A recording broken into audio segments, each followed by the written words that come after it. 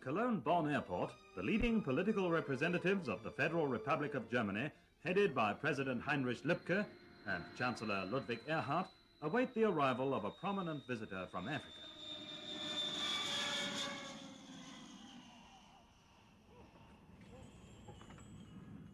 His Excellency Aden Abdullah Osman, President of the Somali Republic, pays a state visit to the free part of Germany in order to hold personal talks designed to strengthen the fruitful political, economic and cultural relations between the two countries.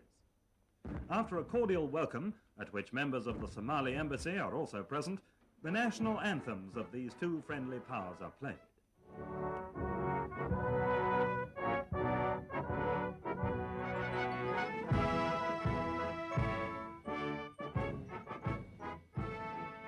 Together, the two heads of state inspect the Guard of Honor drawn up by the Bundeswehr, the first steps on the soil of a country which during the next 10 days, Aden Abdullah Osman will come to know more closely, attentively followed by eager reporters and journalists representing the international press.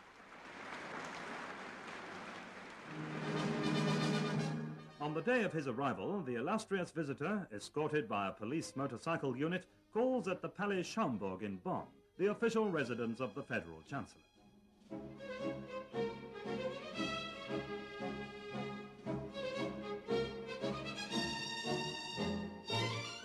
At this meeting, which is also attended by the General of the Somali Police Force, the principal subjects of discussion are the technical and economic problems facing this rising young country, which has only been independent for 5 years, and which is now able to bear the sole responsibility for its future. Chancellor Erhard and President Osman, as well as ministers of the two governments, confirmed their mutual interest in further intensifying the present good cooperation. The visit of the African head of state to the German federal president and Frau Wilhelmine Lübke is marked by a spirit of mutual esteem.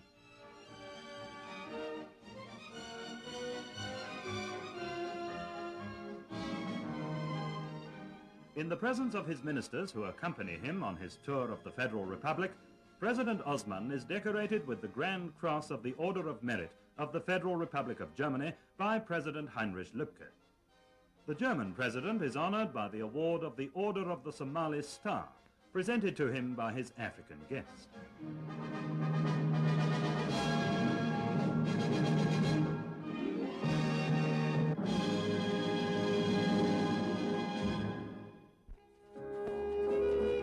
The history of German engineering and technology is closely linked with the name of Nikolaus August Otto. On the second day of his visit, the Somali president is shown round the Klöckner-Humboldt-Deutz works in Cologne, where 100 years ago the revolutionary development of the combustion engine first started. Here, the latest technical progress in the field of mechanical engineering is clearly visible, and its details are explained by the company's Director General, Dr. Jakob.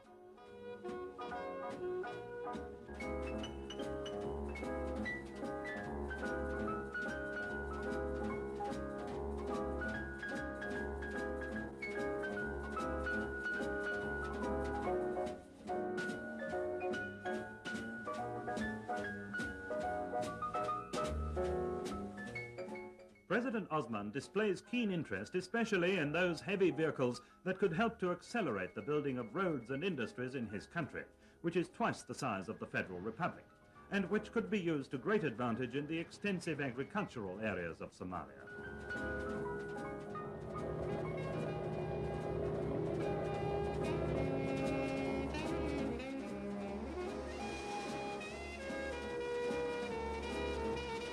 At the site of a great new bridge being built across Germany's largest river by leading Cologne industrial enterprises, the African visitors are able to study the plans as well as the rational road-building methods employed here. These are of vital importance in order to keep the ever-increasing traffic in the Federal Republic on the move.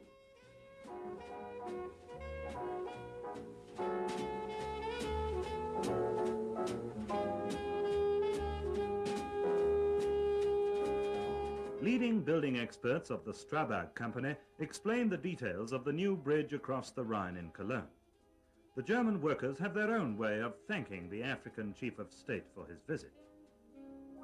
The next day, The destination of the special train placed at the disposal of the African visitors by the Federal Railways is Wolfsburg, a town that has become the symbol of the Federal Republic as the world's second largest producer of motor vehicles. The Volkswagen factory, with its 48,000 employees, awaits President Osman.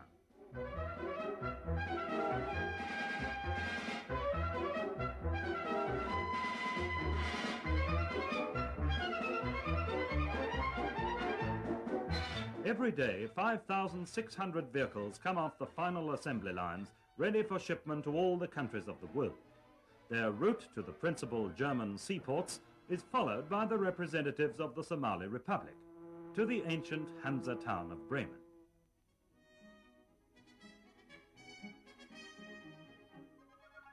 With an expert and critical eye, President Osman and his delegation study this full-scale model of the Bremen docks, and are thus able to compare their organization and installations with those in Mogadishu, the capital of their country on the Indian Ocean.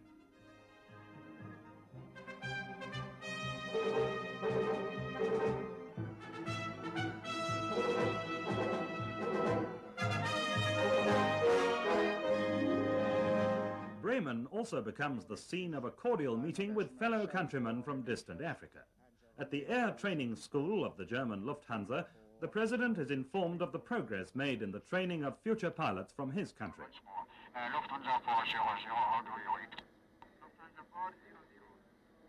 Roger, V-line 142 is clear. Time now 4-5. Over. Intensive study was required before the trainees became familiar with the laws of aerodynamics and navigation, and before they were able to complete without fault the severe exercises in the Link training plane. Then, with their German trainers at their side, they were able to demonstrate to the eminent African visitors takeoff and perfect low-flying exercises.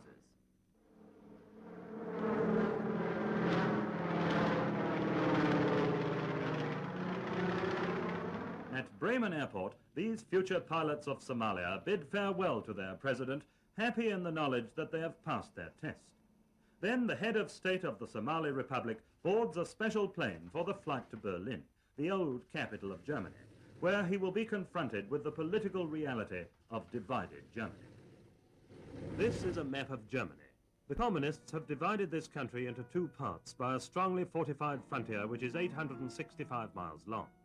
The Iron Curtain is designed to seal off the entire communist bloc in East Europe from the free world. Berlin, the capital of Germany, is divided into two parts by the wall built by the communist rulers in East Berlin. This wall of shame separates parents from children, brothers from sisters.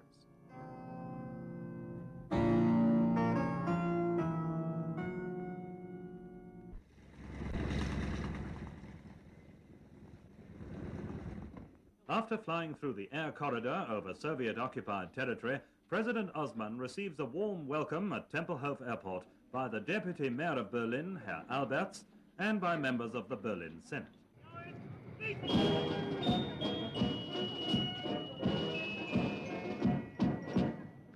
West Berlin receives the visitor from Africa with optimism and animation, with the pulsating traffic of a newly risen metropolis.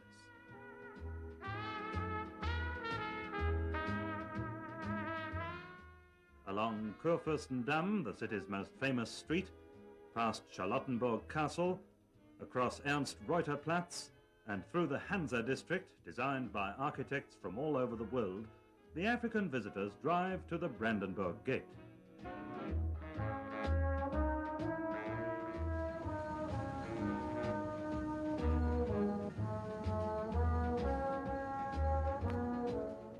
This symbol of national consciousness today signifies the unnatural division of Germany. Here at the wall erected by the communist rulers in East Berlin, freedom and the right of self-determination for 17 million Germans beyond the Iron Curtain come to an end. Here at this wall, which cuts the city in two, Germans are killed by the bullets of communist frontier guards, people who tried to escape from the tyranny of the Soviet-occupied zone of Germany to the freedom of West Berlin.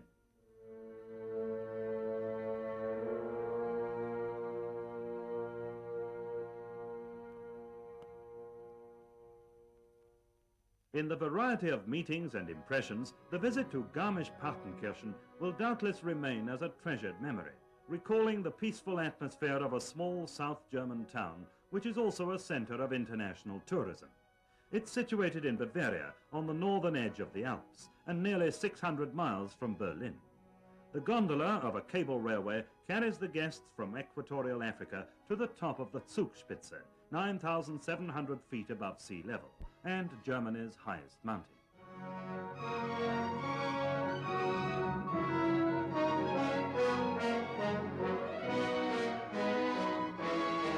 On this particular day, visibility is not very good, just enough for a few snapshots by the reporters and the newsreel cameramen.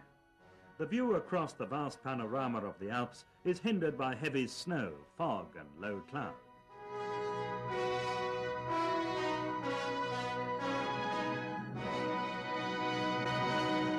Munich, the capital of Bavaria, makes up for it, however, and presents itself to President Osman and his delegation with all the signs of the commencement of spring. Past some fine examples of Baroque and classical architecture, through the busy streets of a city which has become the home of outstanding scientists and artists, and which at the start of the university semester attracts 23,000 students, and on to Group, to the Bavarian Institute for Cattle Breeding. The Minister of Agriculture, Dr. Hundhammer, welcomes the Somali president and escorts him through the extensive grounds and modern research institutes.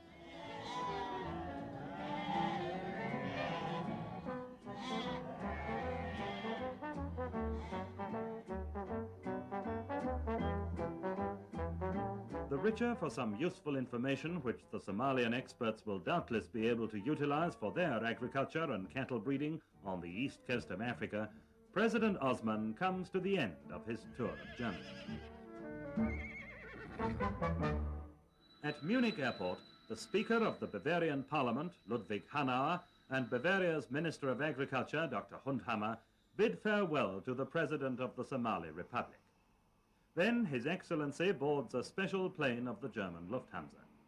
As he leaves German soil, President Aden Abdullah Osman is accompanied by the cordial wishes of the German people and their government for his personal well-being and a happy future for his country.